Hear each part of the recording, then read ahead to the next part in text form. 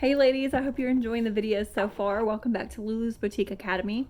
This video, if you can't tell from the title, is about copyright and trademark infringement. I just want to briefly go over the difference between copyright and trademark and all the little things that you may or may not know could get you in trouble when selling specifically online.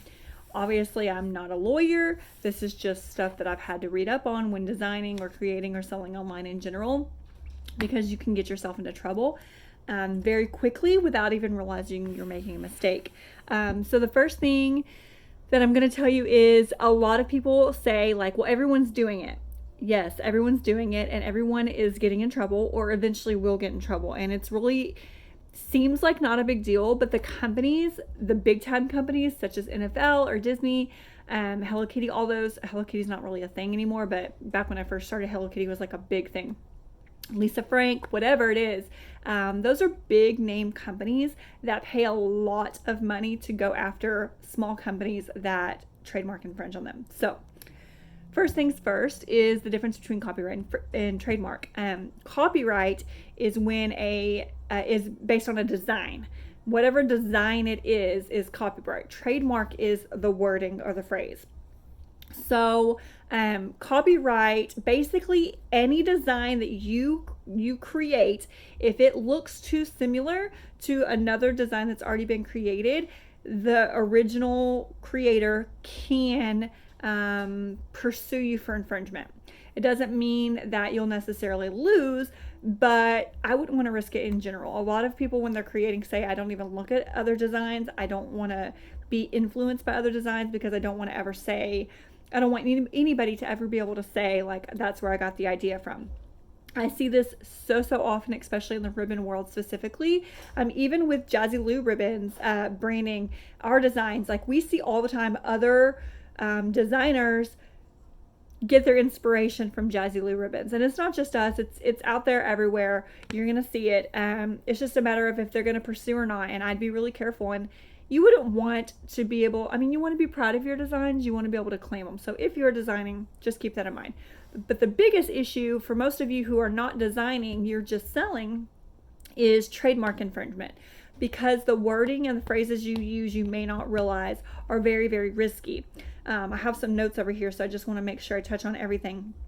So words and phrases to make sure not to use. First of all, anytime you're unsure, you can go to the database. I can put a link here, but I'll show you a little example. I'll turn my camera around and show you an example where you can go and how to look for it and how to tell. Because even if a phrase, hello sunshine, that's trademark, it's trademarked. You can go and see that the trademark is live, and see what the trademark applies to. Does it apply to clothing?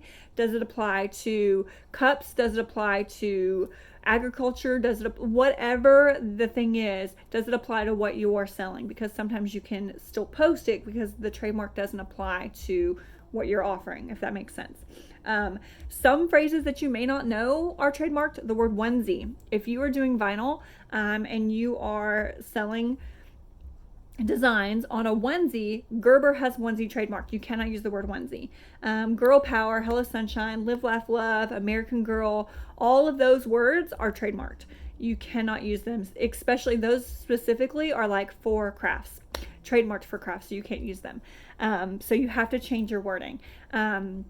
Lisa Frank is a big thing right now. It came back. Lisa Frank came back. Don't use Lisa Frank. Come up with another phrase to let people know that this is inspired by. But that's another thing, is even saying inspired by Lisa Frank could still possibly get you into trouble. One second.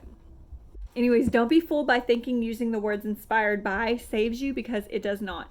And I'm not making this video to scare you. I'm not making this video to anything except inform you, but I do want to let you know that I have heard horror stories about someone simply selling a Disney product, or I'll even tell you, like the fabric you buy from Walmart or Joann's that's like Disney or NFL or whatever, that you bought that because Walmart or Joann's or whatever has the licensing with that brand to be able to sell it.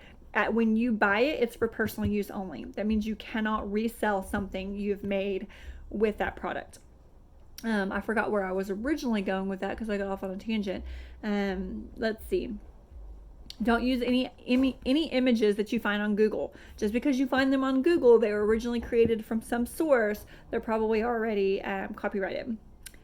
Don't ever use logos, brand names in your pictures or in your titles, in your description, or in your tags. A lot of people think that as long as they don't put it in their titles or the description, they can tag it so that their customers can find it. Those big companies are seeing your tags also. Do not use them in your tags. Let's see what else. Don't use fabric with trademark on it. Yeah, I think that's it. I think I went over just about everything. I know I probably skipped whatever I was going to originally say, but let me turn the camera around and show you where you can search and how to search if something is trademarked, just so you can make sure you're saving yourself. Okay, so this is the website you're going to go if you want to search for trademarks, uspto.gov/trademarks. And I'll put this link in my description of the video for you. You're just going to click right here on search our trademark database. And let's just do basic word search. And let's type in onesie, just because that's an obvious one. Search. You can see all the different ways that onesie is trademarked, but a few things you're going to look for when looking at this.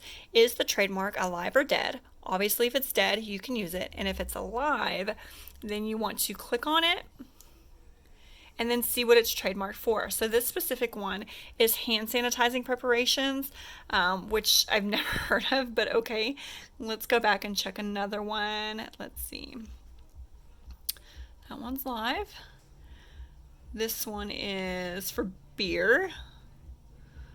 Never heard of onesie being used for beer, but okay. Let's see. So this is the big one that everyone gets in trouble for onesies.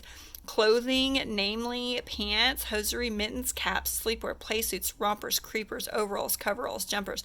All this stuff is hats, clothing accessories, booties and socks. All of these, you cannot use it on anything, any clothing.